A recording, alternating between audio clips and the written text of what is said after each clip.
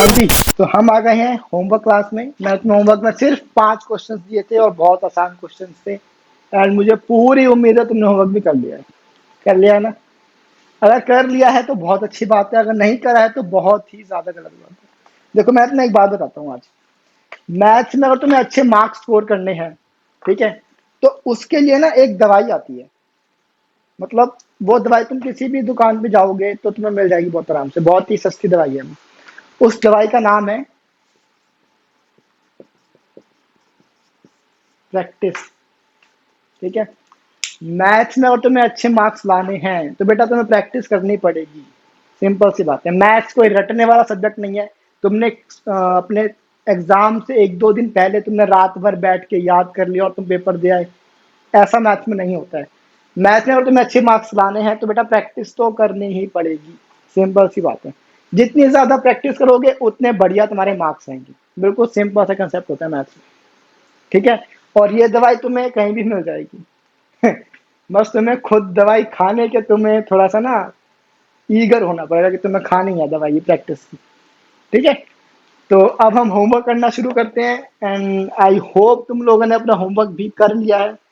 अगर तुम्हें किसी क्वेश्चन में कोई प्रॉब्लम आई है तो तुम चेक कर सकते हो, या तुम क्रॉस चेक कर लेना तुमने सब सही करा है कि नहीं सही करा है। बट अगर तुमने होमवर्क नहीं करा है तो बगलो। देखो, होमवर्क करना जरूरी है, होमवर्क सही करना वो जरूरी नहीं है।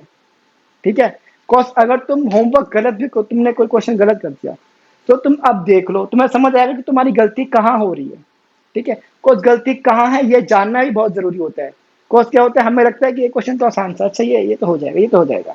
बट जब तुम करने बैठते हो ना, तब तुम्हें लगता है कि अच्छा ये यहाँ पे हम अटक गए, अच्छा ये कैसे होगा। तो तुम्हें ना पता चलता है कि तुम किस कहाँ पे तुम लैग कर रहे हो, और वो जानना ही फर्स्ट स्टेप होता है अच्छे मार्क्स लाने का। ठीक है, तो इसलिए होमवर्क करना जरूर है। अगर कोई क्वेश्चन गलत होता है तो कोई बात नहीं, बस तुम्हें करना है होमवर्क। ठीक है, अब वो गलती किसी कंसेप्चुअल एरर की वजह से हो रही है या एक सिली मिस्टेक है, मतलब तुमने प्लस की जगह पर तुमने 2+3 6 लिख दिया गलती से, वो तुम्हारी सिली मिस्टेक है तो वो इतना मैटर नहीं करती। बट तुम कंसेप्चुअली ही कोई चीज भूल गए, तुम वो स्टेप भूल गए कि सेकंड स्टेप में क्या करना था, अच्छा डिनोमिनेटर वैल्यू कैसे हटानी तुम वही भूल गए, तो तुम्हारी कंसेप्चुअल एरर है। समझ रहे हो? तो ये तो बताइए तुम प्रैक्टिस करोगे, तो प्रैक्टिस इज मस्ट। अगर मैथ्स में अच्छे नंबर लाने हैं तो प्रैक्टिस जरूर करनी है। ठीक है, अब हम स्टार्ट करते हैं, बातें नहीं करेंगे ज्यादा। क्वेश्चन नंबर 2 से हमें स्टार्ट करना है। क्वेश्चन नंबर 2 क्या कहता है, 5t-3, 5t-3 is equal to 3t-5। ठीक है, सेकंड क्वेश्चन भी लिख लेते हैं, सॉरी थर्ड क्वेश्चन भी लिख लेते हैं यहीं पे। 5x+9 is equal to 5+3x, 5+3x। Third question चलो बाद में लिखेंगे, देखते हैं होता है कि नहीं होता।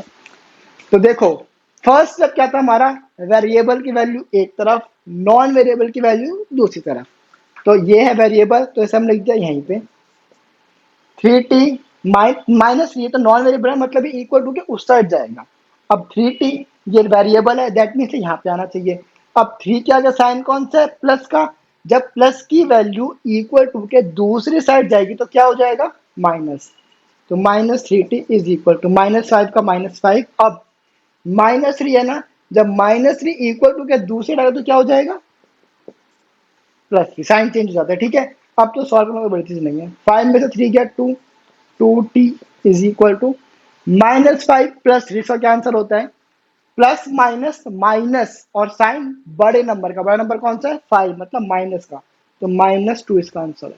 ठीक है, अब हमें क्या करना है, अब सेकंड स्टेप क्या था, जो वेरिएबल का कोफिशिएंट है हमें उसे क्या बनाना है, 1। तो क्या कर सकते हैं, 2 को बनाने के लिए या तो मैं उसे मल्टीप्लाई करूं उसके मल्टीप्लिकेटिव इनवर्स से, या तो मैं सिंपल तरीका 2 और t आपस में क्या हो रहा है, मल्टीप्लाई, तो वहां जाके क्या हो जाएगा, डिवाइड। तो t इज इक्वल टू -2/2, तो ये कट जाएगा, तो t की वैल्यू कितनी आएगी, -1। क्वेश्चन खत्म, आसान था। अब तुम्हें करनी है वेरिफिकेशन, तो वेरिफिकेशन भी कर लेते हैं, आ जाओ। कुछ नहीं, बस वैल्यू डाल दो इसमें। तो 5 इंटू में -1 -3 इज इक्वल टू 3 इंटू में -1 -5। तो 5 into -1 is -5 -3, 3 into -1 is -3 -5, same है, -8 -8। LHS is equal to RHS, hence the question is solve. खत्म। कुछ नहीं, बड़ा आसान है। 5 इंटू -1 -5 होता है, तो -5 -3 माइनस माइनस प्लस और साइन बढ़ेगा, तो -5 और 3 प्लस का जगह 8, साइन आएगा माइनस का। सेम कंसेप्ट यहाँ पे है, खत्म। अब हम करते हैं सेकंड पार्ट, यहाँ से करते हैं। तो ये क्या कहता है, 5x plus 9 is equal to 5 plus 3x। First step same रहेगा, पहले वेरिएबल की वैल्यू एक तरफ, नॉन वेरिएबल दूसरी तरफ। आ जाओ, तो ये 5x का 5x उतार दो, प्लस 9 तो वहां जाएगा, हटाओ, प्लस 3x यहाँ पे आएगा तो क्या हो जाएगा, -3x। 5 का 5 प्लस 9 यहाँ आने के बाद -9, साइन चेंज होता है ना, तो 5 minus 3 is 2x, 5 minus 9 is -4, plus minus minus sign बढ़ेगा, बड़ा नंबर है इसमें 9, तो फिर -4। ठीक है, अब सेम 2 और x आपस में क्या हो रहे हैं, मल्टीप्लाई, तो वहां पे जाके डिवाइड, -4/2, ये कर जा कितने पे, -2, पता। तो x की वैल्यू कितनी आ गई है, -2, कॉज -4 है ना, तो -2 वैल्यू आ गई। अब हमें करनी है वेरिफिकेशन, तो वेरिफिकेशन भी देख लेते हैं। अब माइनस हमें इसमें डालना है, मतलब 5 इंटू में -2 plus 9 is equal to 5 plus 3 into में -2। तो 5 into -2 is -10 plus 9, 5, 3 into 2 is 6, but है -2 तो जाएगा -6। ठीक है, तो माइनस प्लस माइनस साइन बढ़ेगा, तो 10 माइनस 9 इज 1, साइन माइनस का तो -1, 5 माइनस 6 सेम चीज, 6 माइनस 5 इज 5, साइन बढ़ेगा, दैट मीन्स 6 का, जो कि माइनस का, अरे -1, 6 माइनस 5 इज 1। ठीक है, बट साइन तो 6 का बड़ा है, तो फिर -1। ठीक है, simple, LHS is equal to RHS लिख देना, खत्म, सिंपल। थर्ड क्वेश्चन वहीं पे, सॉरी फोर्थ क्वेश्चन भी हमारा यहीं पे जाएगा, तो यहीं पे कर देते हैं इसे भी, थोड़ा सा इसको यहाँ से करते हैं बस। क्वेश्चन नंबर 4, ये क्या कहता है, 4z plus 3, 4z plus 3 is equal to 6 plus 2z। आ जाओ, फर्स्ट चीज सेम है, वेरिएबल वैल्यू एक तरफ, नॉन वेरिएबल वैल्यू दूसरी तरफ, तो 4z वेरिएबल वैल्यू ये रही, तो -2z। अब माइनस क्यों आया, क्योंकि 2 जो है वो प्लस का है, जब प्लस की वैल्यू इक्वल टू के दूसरे जाती है तो हो जाती है माइनस, 6 का 6 प्लस 3 वहां जाके माइनस, ये तो बड़ा आसान क्वेश्चन है। तो 4 minus 2 is 2, z is equal to 6 minus 3 is 3, तो z की वैल्यू आ जाएगी 3/2, खत्म। वैल्यू फ्रैक्शन में आ सकती है, मैं तो बता चुका हूँ, सही कहा ना मैंने। अब हम करते हैं इसकी वेरिफिकेशन, इसकी इंक भी खत्म हो रही है, मैं क्वेश्चन सॉल्व कर दूं फिर इसमें इंक डाल दूँ, ठीक है। तो देखो, अब कुछ नहीं करना, बस z की वैल्यू इसमें डाल दो, 4 इंटू में 3/2 plus 3 is equal to 6 plus 2 into में 3/2, खत्म। ठीक है, मैं समझ यहाँ पे 2 क्यों गया है, 2 और z आपस से मल्टीप्लाई, तो 2 मल्टीप्लाई का जो आप जाके डिवाइड हो जाती है, तो 2 2 जा 4, 2 से 2 कट जाएगा, तो 3 2 जा 6 प्लस 3, 6 प्लस 3, 1 इंटू में 3 1, सॉरी 1 इंटू में 3 3 होता है ना, खत्म। तो 9 और 9 हो जाएगा, ये भी खत्म। LHS is equal to RHS, खत्म, बड़ा आसान क्वेश्चन हो गया होगा, आई एम श्योर। अब हमारे सिर्फ 2 क्वेश्चन बचे हैं, क्वेश्चन नंबर 8 और क्वेश्चन नंबर 10। मैं अब ये बात नहीं बोलूंगा कि इसे नोट कर लो, कॉज मुझे पता है तुमने क्वेश्चन कर रखे हैं, होमवर्क है ना, होमवर्क तुम कर लेते हो, ठीक है। अगर नहीं करा है कर लो भाई, कॉपी पेस्ट मार लो, बट मैं फिर कह रहा हूँ होमवर्क करना बहुत जरूरी है, मैथ्स में प्रैक्टिस करोगे तो नंबर आएंगे, अदरवाइज नहीं आने वाले, ठीक है। अब तुमने चेक करना है तो चेक कर लो, तुम्हें नोट करना है तो नोट कर लो, मैं इसे इरेज करता हूँ, इसमें इंक डालता हूँ, फिर हम बढ़ते हैं आगे, बाकी के 2 क्वेश्चन, ठीक है। हो जाओ शुरू। हाँ जी, तो बढ़े आगे, क्वेश्चन नंबर 8 पे आ गए हम लोग। क्वेश्चन नंबर 8 बहुत ही बढ़िया क्वेश्चन है, मुझे बहुत कम उम्मीद है कि तुमने क्वेश्चन कर लिया होगा, और मुझे उससे भी ज्यादा उम्मीद है कि तुमने क्वेश्चन ट्राई भी नहीं करा। अगर ऐसा है तो बेटा बहुत गलत बात है, अगर तुमने ट्राई करा है, क्वेश्चन नहीं हुआ है तो कोई बात नहीं, ठीक है। तुम्हें पता है तुम्हारी गलती कहाँ, तुमने कहाँ गलती की, तुम्हें किस पता है। क्वेश्चन नंबर 8 कहता है 2x plus 3 plus 1 is equal to 7x/15 plus 3। अब देखो इसमें प्रॉब्लम क्या है, मैंने तुम्हें कहा था कि बेटा जब भी डिनोमिनेटर की वैल्यू आ जाए या फ्रैक्शन मिल जाए उसमें डिनोमिनेटर में कोई भी वैल्यू हो, तुम्हारा सबसे पहला टारगेट है उस डिनोमिनेटर की वैल्यू को हटाना, ताकि मेरी पूरी इक्वेशन में फ्रैक्शन रह ही ना जाए। यही कहा था ना मैं तुम्हें। तुमने कहा होगा बिल्कुल ठीक है सर, बड़ा आसान है, इसमें क्या मल्टीप्लाई कर देंगे उस नंबर से। अब तुम यहाँ क्यों अटक गए? यहाँ पे एक तो तुम्हारा 3 आ रहा है और एक यहाँ पे 15 आ रहे हैं। तुमने कहा अगर यहाँ पे होता 15, फिर तो मैं आराम से मल्टीप्लाई करेगा 15 से, ये 15 15 से कट जाता, ये 15 उससे कट जाता, खत्म। या तो यहाँ पे 3 होता तो मैं पूरी क्वेश्चन को 3 से मल्टीप्लाई कर देता, तो 3 और 3 कट जाता, 3 और 3 वहां कट जाता, बड़ा आसान क्वेश्चन हो जाता। बट यहाँ पे 3 है, वहां पे 15, अब हम क्या करें? अब तो अटक गए। इसका सबसे अच्छा आंसर क्या है? अगर तुम्हारे पास डिनोमिनेटर में दो डिफरेंट वैल्यूज हैं तो उन दोनों वैल्यूज का लो एलसीएम। 15 और 3 का एलसीएम क्या होता है? 3 5 जा 15, 1 जा 5, 1 1, बस। तो 3 इंटू में 5 एलसीएम आया ना, क्या आया? 15। तो उनका जो एलसीएम होगा उस एलसीएम की वैल्यू से पूरी इक्वेशन को कर दो मल्टीप्लाई। ठीक है, आओ मैंने क्या करा, मल्टीप्लाई इक्वेशन बाय 15, मैंने 15 से मल्टीप्लाई कर दिया। अब क्या होगा? 15 इंटू में 2x/3 plus 1 is equal to 15, 7x/15 plus 3। ये तुम्हारा रफ का पार्ट है, तुम्हें चेक करना हो तो कर लेना, अदरवाइज ये तुम्हें दिखाने की जरूरत नहीं होती है। ठीक है, ये 15 वैल्यू कहाँ से आई? ये 15 वैल्यू यहाँ से आई है, तुम अपने रेफरेंस के लिए नोट जरूर कर लेना। ठीक है, मैंने इसका एलसीएम लिया, जो भी हमारे दो डिफरेंट वैल्यूज होती हैं डिनोमिनेटर में, अगर तुम्हारे पास आ जाए 1/2 एक तरफ, दूसरे पास आ जाए 1/3, तो 2 और 3 का एलसीएम ले लो, क्या हो जाएगा? 6। तो तुम्हें पूरी इक्वेशन को 6 से मल्टीप्लाई करना है। ठीक है, अब कर लो सॉल्व। तो क्या हो जाएगा? एक मैं दूसरा लेता हूँ मार्कर, ये बढ़िया है। अब देखो 15 इंटू में 2x/3 प्लस 15 इंटू में 1। देखो 15 को मैंने मल्टीप्लाई करा इससे, फिर 15 को मैंने मल्टीप्लाई करा इससे, बीच में जो साइन था वो लगा दिया, खत्म। सेम 15 को मैंने मल्टीप्लाई करेंगे इससे, 15 इंटू में 7x/15 प्लस 15 इंटू में 3। ठीक है, अब देखो 3 5 जा 15, 15 15 कैंसिल, तो 5 इंटू में 2 इज 10x प्लस 15 1 जा 15 इज इक्वल टू, ये तो जाएगा 1, 1 इंटू 7 इज 7x प्लस 15 3 जा 45। अब तुम्हारी इक्वेशन हो गई है विदाउट एनी फ्रैक्शन, हो गई। अब क्वेश्चन में कुछ नहीं बचा, क्वेश्चन आप सॉल्व हो जाएगा। क्या करना है? वेरिएबल का पार्ट एक तरफ, नॉन वेरिएबल का पार्ट दूसरी तरफ। आ जाओ, यहाँ पे 10x छोड़ दो, ये वेरिएबल है, यहाँ पे आके क्या हो जाएगा? +7, वहां पे जाके -7। 45 का 45 प्लस 15, वहां पे जाके -15।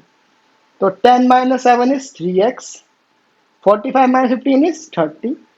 तो अब देखो 3 और x आपस में क्या हो रहा है? मल्टीप्लाई, तो वहां पर जाके 3 हो जाएगा डिवाइड, तो x इज इक्वल टू 30/3, मतलब x की वैल्यू आ गई है 10।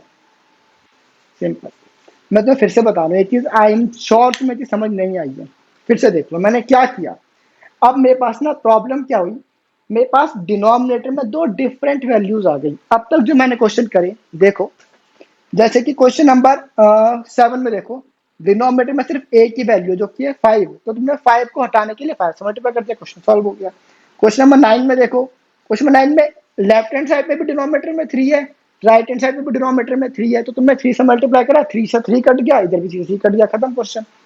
अब वैसे ही क्वेश्चन नंबर 10 में मेरे पास डिनोमिनेटर में सिर्फ एक वैल्यू है, कौन सी? 5, तो तुम इससे किससे मल्टीप्लाई कर दोगे? 5 से। ये क्वेश्चन आराम से हो गया होगा, I am sure. But question number 8 में प्रॉब्लम आ गई। क्या? क्वेश्चन नंबर 8 में एक तरफ तो है 3, दूसरी तरफ है क्या? 15। अगर दोनों साइड 3 होता तो मैं 3 से मल्टीप्लाई कर देता, क्वेश्चन कट जाता। अगर दोनों साइड 15 होता तो मैं 15 से मल्टीप्लाई करता, तो कट जाता। बट प्रॉब्लम आ गई कि एक 3 है, दूसरा 15 है, तो अब मैं किससे मल्टीप्लाई करूं? या तो 3 से करूं या 15 से करूं।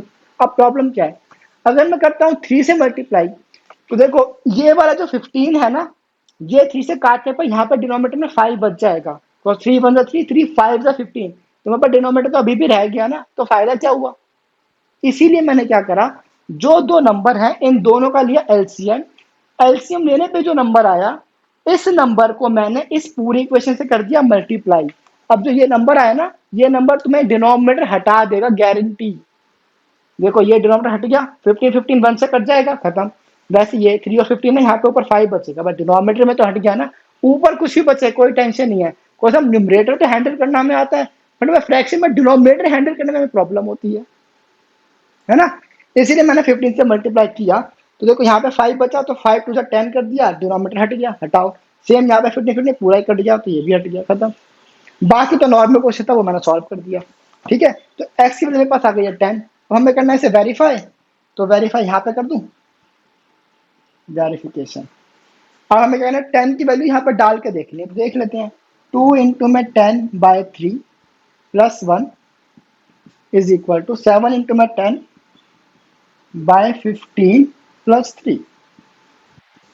ठीक है, अब देखो 2 इंटू में 10 क्या होता है 20, 20/3 प्लस 1, यहाँ पे क्या 7 10 70, 70/15 प्लस 3। अब बच्चे कहेंगे ये तो बड़ा अजीब सा नंबर आ गया, कोई बात नहीं, एलसीएम ले लो, इसको यहाँ पे करना ही पड़ेगा, ये थोड़ा सा बढ़िया क्वेश्चन आ गया है। तो देखो 20/3 प्लस 1 है यहाँ पे, और यहाँ पे है 70/15 प्लस 3, यही है ना। अब एलसीएम ले लो, तुम्हें एलसीएम लेना तो आता ही है, तुमने फ्रैक्शन को ऐड तुमने करना 7th में सीख लिया है, सही कहा ना मैंने। तो एलसीएम क्या हो जाएगा 3, तो 3 का 3 120 प्लस 1 टू में 3 कितने पर 3 पे, तो 3, तो जाएगा 23/3। ठीक है, अब यहाँ पे भी देख लो, 15 और 1 का एलसीएम हो जाएगा 15, 70 का 70 प्लस 1/15 कितने पे आता है 15 पे, तो 15 इंटू में 3 इज 45, 70 प्लस 45 कितना होता है 7, शायद 5 का 5 7 और 4 11, 115/15 होता है। अब बच्चे कहेंगे है ये कैसे नंबर आ गया, ये तो सेम है ही नहीं। बट देखो ये अपनी लोएस्ट फॉर्म में नहीं है, लोएस्ट टर्म में नहीं है, इन दोनों में कुछ कॉमन फैक्टर है, कौन सा है 5, 5 इसमें भी आएगा इसमें भी आएगा, तो 5 3 जा 15, 5 2 जा 10 बचा 11 23 15 सॉरी, नहीं समझे फिर से देखो, मैंने 115 को 5 से काट दिया, तो 5 2 जा 10, 1 5 बता रहा 15, 3 जा 15, तो क्या बचा 23, 23/3, 23/3, hence LHS is equal to RHS, खत्म क्वेश्चन। आया समझ, फिर से सुन लो, एक क्वेश्चन में थोड़ी सी प्रॉब्लम नहीं है, दो प्रॉब्लम है बेसिकली, ब्रॉडली हम देखें तो पहली प्रॉब्लम डिनोमिनेटर सेम नहीं है, तो वो तो तुम्हें समझ आएगा डिनोमिनेटर कैसे हम करते हैं, इन दोनों का एलसीएम ले लो, जो नंबर आए उससे मल्टीप्लाई कर दो, डिनोमिनेटर हट जाएगा, बाकी सिंपल क्वेश्चन सॉल्व होता है, वो तुमने कर दिया। अब वेरिफिकेशन में प्रॉब्लम क्या आई, वेरिफिकेशन में जब तुमने पूरा क्वेश्चन सॉल्व कर लिया, तो यहाँ पर तुम्हारे पास आ गया 23/3, और यहाँ पर तुम्हारे पास आ गया 115/15, जो कि सेम नहीं है, बट 115/15 अपनी लोएस्ट टर्म में नहीं है, लोएस्ट फॉर्म में नहीं है, मतलब इन दोनों में कुछ ऐसे नंबर हैं, कुछ कॉमन फैक्टर है, मतलब अगर मैं 115 और 15 को लोएस्ट टर्म में ले जाऊं, उसकी लोएस्ट टर्म मतलब होता है उनके कॉमन फैक्टर से काट दूं, तो मेरे पास जो लास्ट में होगा 23/3, तब जाके मेरे पास LHS और RHS इक्वल आएगा, समझे, ये प्रॉब्लम थी छोटी सी। ठीक है जी, आई होप में क्वेश्चन समझ आ गया, बढ़िया क्वेश्चन था, इंपॉर्टेंट क्वेश्चन है, अगर मैं तुम्हारा कभी टेस्ट लेता हूं तो मैं ये वाला क्वेश्चन पेपर में जरूर दूंगा, या अपने टेस्ट में जरूर दूंगा। ठीक है, तो अब देखो अगर तुमने क्वेश्चन ट्राई किया था तो तुम्हें समझ आ गया होगा कि ये क्वेश्चन थोड़ा सा बढ़िया क्वेश्चन है, तो इस क्वेश्चन के आगे डबल टिक लगा लेना, बिकॉज ये क्वेश्चन की तुम्हें प्रैक्टिस थोड़ी सी ज्यादा करनी है। ठीक है, अब बस हमारे पास अब कोई महान बच्चे हम होमवर्क करते ही नहीं, होमवर्क क्लास भी नहीं देखते, तो बेटा तुम्हें बड़ी दिक्कत होगी, तुमने होमवर्क क्लास नहीं देखी ना, तुम्हारा एक क्वेश्चन रह गया।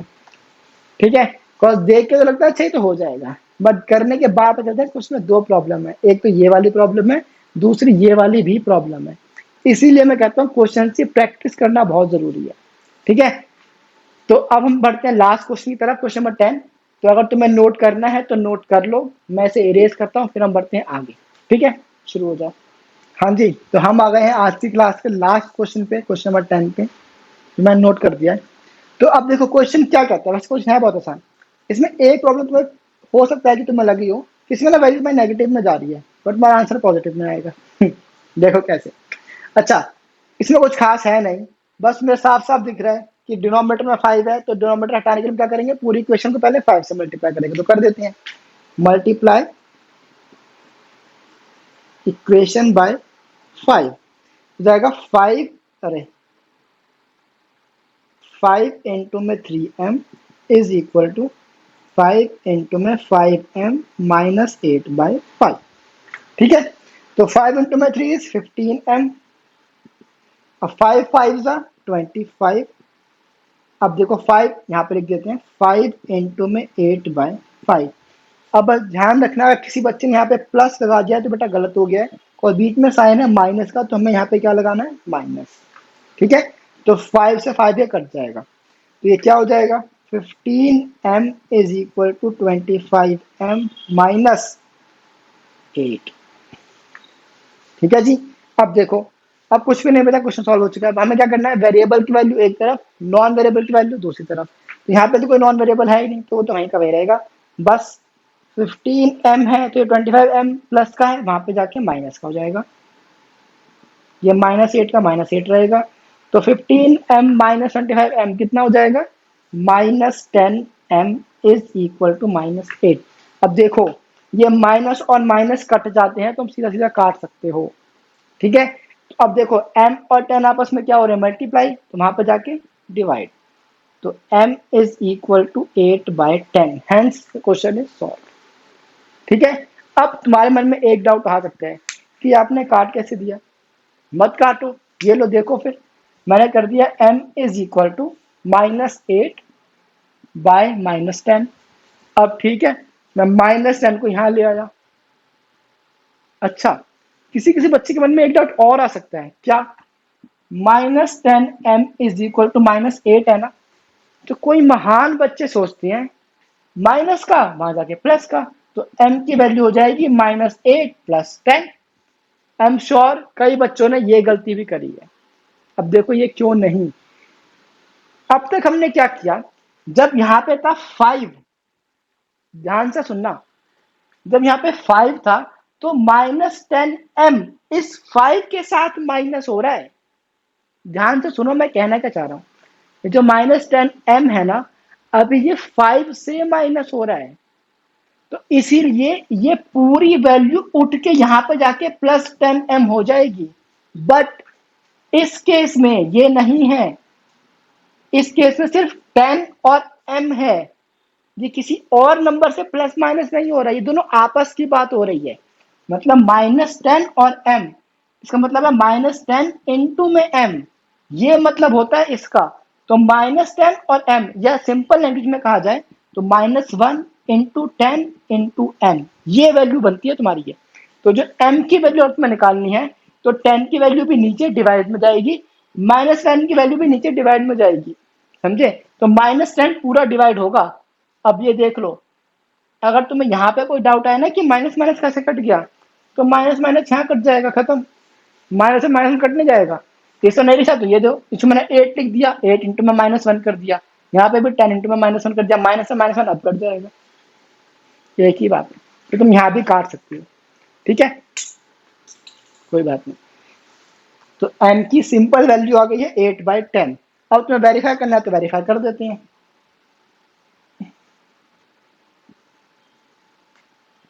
वेरिफिकेशन, देखो अब 8/10 आए ना, यहाँ पे डाल दो 3 इंटू में 8/10 इज इक्वल टू 5 इंटू में 8/10 -8/5। ठीक है, तो 8 3 24/10। ठीक है, अब ये कट जाएगा, 5 1 5 2 तो क्या हो जाएगा, 8/2 -8/5। ठीक है, अब कई बच्चे, महान बच्चे, कर देंगे 0/3 या -3, बेटा वो भी गलत है। क्यों, पहले डिनोमिनेटर तुम्हें सेम करने पड़ेंगे, तुम्हें उसका एलसीएम लेना पड़ेगा। ठीक है, ये देखो बहुत ही बेसिक सी चीजें हैं, प्लस माइनस फ्रैक्शन का ये 8th का पार्ट नहीं है। ठीक है, तो मैं इन सब चीजों पर ज्यादा टाइम वेस्ट नहीं करूंगा। तो ये अब मैं तुम कहो कि सर 2 + 3 5 कैसे हो गया, हमें तो नहीं आता, अब मैं तुम्हें ये थोड़ा सिखाऊंगा। समझ आ रही है मैं क्या कह रहा हूँ, ये बहुत ही बेसिक सी चीजें हैं, ये सब तुम्हें 7th में या 6th में सिखाई गई हैं, तो तुम्हें ये आनी चाहिए पहले से। तो मैं इस क्वेश्चन के लिए मैं तुम्हें करके दिखा देता हूँ, बट बार बार एक्सपेक्ट मत करना कि मैं हर क्वेश्चन में तुम्हें प्लस माइनस फ्रैक्शन करना सिखाऊंगा। ठीक है, तो देखो क्या हो जाएगा, ये 8/2 -8/5, यही है ना।